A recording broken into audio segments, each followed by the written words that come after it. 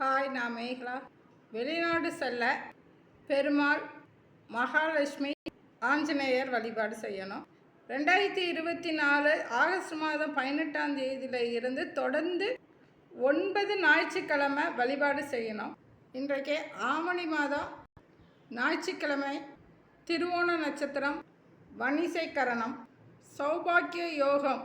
இந்த நாளில் இது எல்லாமே கூடி வர இந்த நாளில் பெருமாள், மகாலட்சுமி, ஆஞ்சநேயர் இந்த மூன்றையும் ஒன்று சேர வழிபாடு செய்தால் வெளிநாடு செல்லும் யோகம் கிடைக்கும். வெளிநாடு செல்றதுக்கு படிக்கிறதுக்காண்டியும் இருக்கலாம், இல்லை வேலை தேடி செல்றதும் நடக்கும். 9 ஞாயிற்றுக்கிழமை வழிபாடு செய்யும்போது தீபம் 9 நெல்லிக்காய் வைத்து தீபம் செய்யணும். அதாவது வாரம் ஒரு நெல்லிக்காய் தீபம், 2வது வாரம் 2 நெல்லிக்காய் தீபம் சொல்லி 9, அதாவது ஞாயிற்றுக்கிழமை 9 நெல்லிக்காய் வைத்து தீபம் ஏற்றணும்.